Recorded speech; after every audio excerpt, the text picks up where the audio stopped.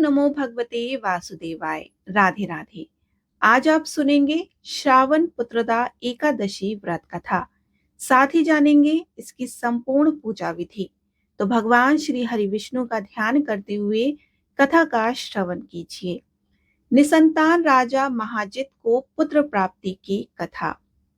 एकादशियों के महात्म्य का आनंद लेते हुए धनुर्धर अर्जुन ने कहा कि हे प्रभु, ये कल्याणकारी एवं महापुण्यदायी कथाएं सुनकर मेरे आनंद की सीमा नहीं है तथा मेरी जिज्ञासा बढ़ती जा रही है। हे कमल नयन, अब आप मुझे श्रावण माह के शुक्ल पक्ष की एकादशी की कथा सुनाने की कृपा करें। इस एकादशी का क्या नाम है तथा इसके व्रत का क्या विधान है? इसमें किस देवता का पूजन किया जाता है तथा इसका व्रत करने से किस फल की प्राप्ति होती है? श्री कृष्ण ने कहा कि हे अर्जुन, श्रावण माह के शुक्ल पक्ष की एकादशी की कथा के श्रवण मात्र से ही अनंत यज्ञ का फल प्राप्त होता है। हे पार्थ, द्वापर युग के आरंभ में ही महिष्मति नाम की एक नगरी थी। उस नगरी में महाजित नाम का एक राजा राज्य करता था। वह पुत्रहीन था, इसीलिए वह सदा ही दुखी रहता था। उसे वह राज्य, सुख एवं वैभव सभी कुछ अत्यंत ही कष्टदायक प्रतीत होता था, क्योंकि पुत्र के बिना मनुष्य को इहलोक एवं परलोक दोनों में सुख नहीं मिलता है। राजा ने पुत्र प्राप्ति के लिए अनेक उपाय किए, किंतु उसका प्रत्येक उपाय निष्फल रहा। जैसे जैसे राजा महाजित वृद्धावस्था की ओर बढ़ता जा रहा था, वैसे वैसे उसकी चिंता भी बढ़ती जा रही थी। एक दिन राजा ने अपनी सभा को संबोधित करके कहा कि ना तो मैंने अपने जीवन में कोई पाप किया है और ना ही अन्यायपूर्वक प्रजा से धन एकत्रित किया है, ना ही कभी प्रजा को कष्ट दिया तथा ना कभी देवता एवं ब्राह्मणों का निरादर किया। मैंने प्रजा का सदैव अपने पुत्र के समान पालन किया है, कभी किसी से ईर्ष्या भाव नहीं किया, सभी को एक समान समझा और मेरे राज्य में कानून भी ऐसे नहीं हैं जो प्रजा में अनावश्यक भय उत्पन्न करें। इस प्रकार धर्मयुक्त राज्य करने पर भी मैं इस समय अत्यंत कष्ट भोग रहा हूँ। इसका क्या कारण है? मेरी समझ में कुछ नहीं आ रहा। आप इस पर विचार करें और इसका क्या कारण है तथा इस जीवन पर्यंत में मैं इस कष्ट से मुक्त हो पाऊंगा। राजा के इस कष्ट के निवारण के लिए मंत्री आदि वन को गए, ताकि वहां जाकर किसी ऋषि मुनि को राजा का दुख बताकर कोई समाधान पा सकें। वन में जाकर उन्होंने श्रेष्ठ ऋषि मुनियों के दर्शन किए। उस वन में वायुव्रत एवं धर्म के ज्ञाता महर्षि लोमश भी रहते थे। वे सभी जन महर्षि लोमश के पास गए। उन सभी ने महर्षि लोमश को दंडवत प्रणाम किया तथा उनके सम्मुख बैठ गए। महर्षि ने दर्शन से सभी को बड़ी प्रसन्नता हुई तथा सभी ने महर्षि लोमश से प्रार्थना की कि हे देव, हमारे अहोभाग्य है कि हमें आपके दर्शनों का सौभाग्य प्राप्त हुआ है।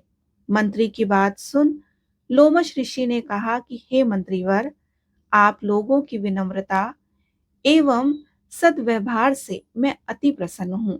आप मुझसे अपने आने का प्रयोजन कहें, मैं आपके कार्य को अपने सामर्थ्य के अनुसार अवश्य ही करूंगा, क्योंकि हमारा शरीर ही परोपकार के लिए बना हुआ है। लोमश ऋषि के ऐसे मृदु वचन सुनकर मंत्री ने कहा कि हे ऋषिवर, आप हमारी सभी बातों को ज्ञात करने में ब्रह्मा से भी अधिक समर्थ हैं, अतः आप हमारे संदेह का निवारण कीजिए।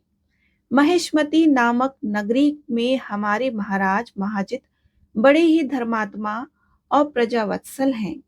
यद्यपि वह प्रजा का पुत्र के समान धर्म अनुसार पालन करते हैं, तथापि वे पुत्रहीन हैं। हे महामुनि, इससे वे अत्यंत दुखी रहते हैं और हम लोग उनकी प्रजा हैं। हम भी उनके दुख से आहत हो रहे हैं, क्योंकि प्रजा का यह कर्तव्य है कि राजा के सुख में सुख तथा दुख में दुख माने। हमें अभी तक उनके पुत्रहीन होने का कारण ज्ञात नहीं हुआ, इसीलिए हम आपके पास आए हैं। अब आपके दर्शन करके हमको पूर्ण विश्वास है कि हमारा दुख अवश्य ही दूर हो जाएगा, क्योंकि महान पुरुषों के दर्शन मात्र से ही प्रत्येक कार्य की सिद्धि हो जाती है। अतः आप हमें बताने की कृपा करें कि किस विधान से हमारे महाराज पुत्रवान हो सकते हैं। हे ऋषिवर, यह आपका हम पर, हमारे राज्य की प्रजा पर बड़ा ही उपकार होगा। ऐसी करुण प्रार्थना सुनकर लोमश ऋषि नेत्र बंद करके राजा के पूर्व जन्मों पर विचार करने लगे। कुछ पलों के उपरांत उन्होंने विचार करके कहा कि हे भद्रजनों, यह राजा पूर्व जन्म में अत्यंत उद्दंड था तथा पाप कर्म किया करता था। उस जन्म में यह एक ग्राम से दूसरे ग्राम में भ्रमण किया करता था। एक समय ज्येष्ठ माह के शुक्ल पक्ष की एकादशी के दिन की बात है। यह 2 दिन से भूखा था और मध्याह्न के समय एक जलाशय पर जल पीने गया। उस स्थान पर उस समय ब्याही हुई एक गाय जल पी रही थी। राजा ने उसको प्यासे ही भगा दिया तथा स्वयं जल का पान करने लगा। हे श्रेष्ठ पुरुषों, इसीलिए राजा को यह कष्ट भोगने पड़ रहे हैं। एकादशी के दिन भूखा रहने का फल यह हुआ कि इस जन्म में यह राजा तथा प्यासी गाय को जलाशय से भगाने के कारण पुत्रहीन है। यह सुनकर सभी सभासद प्रार्थना करने लगे कि हे ऋषि श्रेष्ठ, शास्त्रों में ऐसा वर्णित है कि पुण्य से पाप नष्ट हो जाते हैं। अतः कृपा करके आप हमें कोई ऐसा उपाय बताइए जिससे हमारे राजा के पूर्व जन्म के पाप नष्ट हो जाएं तथा उन्हें पुत्र रत्न की प्राप्ति हो। सभासदों की प्रार्थना सुनकर लोमश ऋषि ने कहा कि हे श्रेष्ठ पुरुषों, यदि तुम सभी श्रावण माह के शुक्ल पक्ष की पुत्रदा एकादशी का व्रत एवं रात्रि जागरण करो तथा उस व्रत का फल राजा के निमित्त कर दो, तो तुम्हारे राजा के यहाँ पुत्र उत्पन्न होगा। व्रत के फलस्वरूप राजा के सभी कष्टों का नाश हो जाएगा। इस उपाय को जानकर मंत्री सहित सभी जनों ने महर्षि को कोटि कोटि धन्यवाद दिया तथा उनका आशीर्वाद ग्रहण कर अपने राज्य में लौट आए। तदुपरांत उन्होंने लोमश ऋषि के आज्ञा अनुसार पुत्रदा एकादशी का विधान पूर्वक उपवास किया तथा द्वादशी को उसका फल राजा को दे दिया। इस पुण्य के प्रभाव से रानी ने गर्भ धारण किया तथा 9 महीने के पश्चात एक अत्यंत तेजस्वी पुत्र को जन्म दिया। हे पांडु पुत्र, इसीलिए इस एकादशी का नाम पुत्रदा पड़ा। पुत्र की इच्छा रखने वाले मनुष्य को विधान पूर्वक श्रावण माह के शुक्ल पक्ष की एकादशी का व्रत करना चाहिए। इस व्रत के प्रभाव से इहलोक में सुख एवं परलोक में स्वर्ग की प्राप्ति होती है। इस प्रकार पुत्रदा एकादशी व्रत कथा संपूर्ण हुई। बोलिए श्री हरि विष्णु भगवान की जय। एकादशी मैया की जय। एकादशी के दिन व्रत करने वाले जातकों को विधि विधान से भगवान विष्णु की पूजा करनी चाहिए। एकादशी के दिन व्रत करने वाले जातक दशमी तिथि की शाम में ही व्रत और पूजन का संकल्प लें। दशमी में रात्रि के भोजन के बाद कुछ भी अन्न या फिर एकादशी व्रत में निषेध चीजों का सेवन ना करें। एकादशी के दिन प्रातः काल उठे, किसी पेड़ की टहनी से दातुन करें और इसके बाद नित्य कर्मों से निवृत्त होकर स्नान करें। स्नान करते समय पानी में गंगा जल मिलाकर अवश्य स्नान करें। स्नान के बाद स्वच्छ वस्त्रों को धारण करें, स्वयं को चंदन का तिलक करें और भगवान सूर्य नारायण को अर्घ्य दें और नमस्कार करते हुए आपके व्रत और पूजा को सफल बनाने के लिए प्रार्थना करें। अब पूजा करने के लिए सभी सामग्री इकट्ठा करें और पूजा शुरू करें। सबसे पहले पूजा स्थल को साफ करके इस स्थान पर एक चौकी स्थापित करें और इसे गंगा जल छिड़क कर पवित्र करें। इसके बाद चौकी पर एक पीला वस्त्र बिछाएं और इस चौकी के दाईं ओर एक दीपक प्रज्वलित करें। सबसे पहले दीपक प्रज्वलित इसलिए किया जाता है ताकि अग्निदेव आपकी पूजा के साक्षी बने। चौकी के सामने एक साफ आसन बिछाकर आप बैठ जाएं। जल पात्र से अपने बाएं हाथ से दाएं हाथ में जल लेकर दोनों हाथों को शुद्ध करें और स्वयं को भी तिलक करें। अब चौकी पर अक्षत के कुछ दाने आसन के रूप में डालें और इस पर गणेश जी को विराजित करें। इसके बाद चौकी पर भगवान विष्णु की प्रतिमा या फिर तस्वीर को स्थापित करें। अब स्नान के रूप में एक जल पात्र से पुष्प की सहायता से जल लेकर भगवान गणेश और भगवान विष्णु जी पर छिड़कें। भगवान गणेश को हल्दी, कुमकुम, अक्षत और चंदन से तिलक करें। इसके बाद वस्त्र के रूप में उन्हें जनेऊ अर्पित करें और पुष्प अर्पित करके गणपति जी को नमस्कार करें। भगवान विष्णु को रोली, चंदन का तिलक करें, कुमकुम, हल्दी और अक्षत भी चढ़ाएं। अब ओम नमो भगवते वासुदेवाय नमः मंत्र का जाप करते हुए श्री हरि विष्णु को पुष्प, जनेऊ और माला अर्पित करें। भगवान विष्णु को पंचामृत में तुलसी दल डालकर अर्पित करें। चूंकि भगवान विष्णु को तुलसी अति प्रिय है, इसीलिए भगवान के भोग में तुलसी को अवश्य शामिल करें। इसके बाद भोग में मिष्ठान और ऋतुफल अर्पित करें।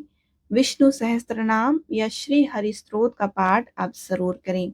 साथ ही श्रावण पुत्रदा एकादशी की व्रत कथा सुने या फिर पढ़ें। अंत में भगवान विष्णु की आरती करें। आप सभी लोगों में भगवान को चढ़ाया गया भोग प्रसाद के रूप में वितरित करें। इस तरह से आपकी एकादशी की पूजा संपन्न होती है। इस पूजा को करने से आपको भगवान विष्णु की कृपा निश्चित रूप से प्राप्त होती है। अब आप सुनिए तुलसी माता की कथा। सावर्ण मुनि की पुत्री तुलसी अपूर्व सुंदरी थी। उनकी इच्छा थी कि उनका विवाह भगवान नारायण के साथ हो। इसके लिए उन्होंने नारायण पर्वत की घाटी में स्थित बद्री वन में घोर तपस्या की। दीर्घ काल तक तपस्या के उपरांत ब्रह्मा जी ने प्रसन्न होकर उन्हें दर्शन दिए और वर मांगने को कहा। तब तुलसी जी ने कहा कि सृष्टिकर्ता ब्रह्मदेव, आप अंतर्यामी हैं, सबके मन की बात जानते हैं। फिर भी मैं आपको अपनी इच्छा आपसे बताती हूँ। मैं चाहती हूँ कि भगवान श्री नारायण मुझे पति के रूप में मिले। ब्रह्मा जी ने कहा कि तुम्हारा अभिष्ट तुम्हें अवश्य ही मिलेगा। अपने पूर्व जन्म में किसी अपराध के कारण तुम्हें श्राप मिला है। इसी प्रकार भगवान श्री नारायण के एक पार्षद को भी दानव कुल में जन्म लेने का श्राप मिला है। दानव कुल में जन्म लेने के बाद भी उसमें नारायण का अंश विद्यमान रहेगा। इसलिए इस जन्म में पूर्व जन्म के पाप के शमन के लिए संपूर्ण नारायण तो नहीं मिलेंगे, लेकिन नारायण के अंश से युक्त दानव कुल जन्म उस श्राप ग्रस्त पार्षद से तुम्हारा विवाह होगा। श्राप मुक्त होने पर भगवान श्री नारायण सदा सर्वदा के लिए तुम्हारे पति हो जाएंगे। तुलसी ने ब्रह्मा जी के इस वर को स्वीकार कर लिया, क्योंकि मानव कुल में जन्म के कारण उस मायावी भोग को भोगना ही था। तुलसी बद्रीवन में ही रहने लगी और नारायण का वह पार्षद दानव कुल में जालंधर के नाम से पैदा हुआ। कुछ दिन बाद वह वहीं बद्री वन में आया, जहां तुलसी को देखते ही वह उस पर मंत्र मुग्ध हो गया। तुलसी के सामने उसने अपने विवाह का प्रस्ताव रखा और इतने में ही वहां ब्रह्मा जी आ गए और तुलसी से कहा कि तुलसी, जालंधर को देखो, ऐसा देव उसका स्वरूप है। दानव कुल में जन्म लेने के बाद भी लगता है जैसे इसके शरीर में नारायण का वास हो। तुम प्रस्ताव को सहज ही स्वीकार कर लो। तुलसी को भी लगा कि उसकी तपस्या पूर्ण हो गई और उससे इच्छित फल मिला। तब जालंधर के साथ उसका गंधर्व विवाह हो गया। वह जालंधर के साथ उसके महल में पत्नी बनकर आ गई। जालंधर ने अपनी परम सुंदरी सती साध्वी पत्नी तुलसी के साथ बहुत दिनों तक राज्य किया और उसने अपने राज्य का इतना विस्तार कर दिया कि देवलोक तक उसके अधिकार में आ गया। स्वर्ग का सुख भोगने वाले देवताओं की दशा भिखारियों जैसी हो गई।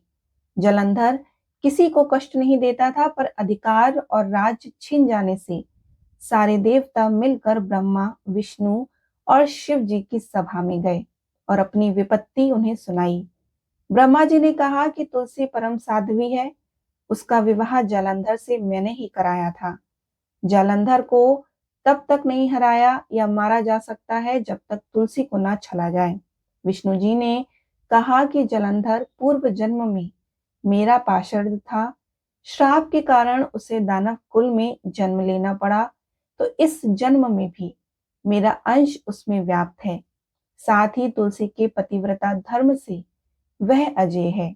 फिर देवताओं की सहमति से भगवान शिव ने जलंधर के पास संदेश भेज दिया, या तो वह देवताओं का राज्य लौटा दे या फिर उनसे युद्ध करे। जलंधर शंकर जी के पास पहुंचा और उसने कहा कि देवाधिदेव, आपके लिए देवताओं का पक्ष लेना उचित नहीं है। राज्य बढ़ाना हर राजा का कर्तव्य है। मैं किसी को दुखी नहीं कर रहा हूँ। देवताओं से कहिए कि भाई मेरी प्रजा बन कर रहे। मैंने आपका कोई भी अपमान नहीं किया है। हमारा आपका युद्ध तो शोभा भी नहीं देता।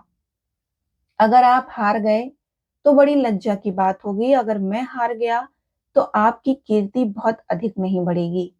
भगवान शंकर फिर हंसने लगे। वे तो सब रहस्य समझते थे। तुलसी और जलंधर के पूर्व जन्म के श्राप की अवधि लगभग अब पूरी हो चुकी थी। फिर शंकर जी बोले कि इसमें कीर्ति और लज्जा की क्या बात। तुम देवों का राज लौटाकर उन्हें उनके पद पर प्रतिष्ठित होने दो। युद्ध से बचने का यही उपाय है। तब जलंधर ने कहा कि मैंने युद्ध के बल से देवलोक जीता है, कोई उसे युद्ध के द्वारा ही वापस ले सकता है, और यही मेरा अंतिम उत्तर है। अब मैं जा रहा हूं। ऐसा कहकर जलंधर वहां से चला गया। उसने अपनी पत्नी तुलसी को सारी बातें बताई और कहा कि कर्म भोग सब काल सूत्र का बना है। जीवन में हर्ष, शोक, भय, सुख, दुख, मंगल, अमंगल काल के अधीन हैं। हम तो केवल निमित्त हैं। संभव है भगवान शिव देवों का पक्ष लेकर मुझसे युद्ध करें। तुम चिंता मत करना, तुम्हारा सती तेज मेरी रक्षा करेगा। दूसरे दिन भगवान शंकर के नेतृत्व में देवताओं ने युद्ध छोड़ दिया। जालंधर ने भीषण बाण की वर्षा कर उनका वेग रोक दिया, जिसके प्रहार से देवता डगमगाने लगे। उसने दानवी शक्ति का प्रयोग करके भी युद्ध आरंभ कर दिया और युद्ध स्थल पर वह किसी को भी दिखाई नहीं देता था। उसके अस्त्र शस्त्र प्रहार कर देवों को घायल कर रहे थे। देवगण अपने अस्त्र चलाए तो किस पर चलाएं, क्योंकि कोई शत्रु सामने था ही नहीं। कई दिनों तक इस तरह भयंकर युद्ध चलता रहा। जलांधर पराजित नहीं हुआ। तब शिव जी ने विष्णु जी से कहा कि विष्णु जी, आप ही कोई उपाय करो, अन्यथा मेरा तो सारा यश मिट्टी में मिल जाएगा। विष्णु जी ने सोचा कि बल से तो जलंधर को हराया नहीं जा सकता, इसलिए छल का ही सहारा लेना पड़ेगा। उन्होंने तुरंत अपना स्वरूप जलंधर जैसा बनाया। अस्त्र शस्त्र से सुसज्जित होकर तुलसी के पास पहुंच गए और बोले कि प्रिय, मैं युद्ध जीत गया। सारे देवता भगवान शंकर समेत हार गए। इस खुशी में आओ, मैं तुम्हें अपने अंग लगा लूं। पति को प्रत्यक्ष खड़ा देखकर तथा विजय का समाचार सुनकर वह दौड़कर मायावी जलंधर के गले से लिपट गई। इस प्रकार पति पत्नी दोनों ने आलिंगित होकर खूब खुशी मनाई। पर पुरुष के साथ इस प्रकार के व्यवहार से उसका सती तेज नष्ट हो गया। उसका सती तेज जो जलंधर के कवच के रूप में रक्षा कर रहा था, वह कवच नष्ट हो चुका था। जलंधर शक्तिहीन हो गया और यह जानते ही भगवान शंकर ने अपने त्रिशूल से प्रहार किया और उस प्रहार से जलंधर जलकर भस्म हो गया। जलंधर के मरने से जानकर विष्णु अपने असली रूप में आ गए और सामने अपने पति जलंधर के स्थान पर भगवान विष्णु को खड़ा देखकर तुलसी बहुत विस्मित हुई। उसको पता लग गया था कि स्वयं नारायण ने उसके साथ छल किया है। क्रोध में आकर तुलसी जी ने श्राप दे दिया कि एक सती स्त्री का सतीत्व भंग करने के अपराध में तुम हृदयहीन पत्थर हो जाओ। विष्णु जी ने तुलसी जी के श्राप को शिरोधार्य कर कहा कि देवी, तुम्हारे तथा जलंधर के कल्याण के लिए मुझे ऐसा करना पड़ा और तुम दोनों को श्राप मुक्त करना था।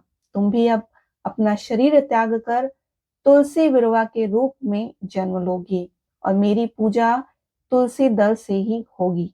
मैं शालिग्राम पत्थर बनूंगा और मेरे शीर्ष पर तुम आदर से विराजमान होगी। तुम्हारे पति की हड्डियों के चूर्ण से शंख की उत्पत्ति होगी और उस शंख ध्वनि से देवताओं तथा मेरी पूजा आराधना होगी। जहां शंख ध्वनि होगी वहां मंगलमय मैं विराजमान रहूंगा। और तुमने पूर्व जन्म में बद्री वन में मुझे पाने के लिए बड़ी तपस्या की थी। अब अगले जन्म में मैं नारायण प्रस्तर के रूप में बद्रीनाथ वन में स्थापित होऊंगा और मेरी पूजा अर्चना फल फूल से ना होकर तुम्हारे तुलसी दल से होगी। मेरे शीश पर विराजमान होकर तुम मुझसे भी ऊंचा पद प्राप्त करोगी। इस प्रकार श्री हरि विष्णु श्री नारायण भगवान की हर पूजा में तुलसी दल का उपयोग होने लगा। बोलिए श्री हरि विष्णु भगवान की जय। तुलसी मैया की जय।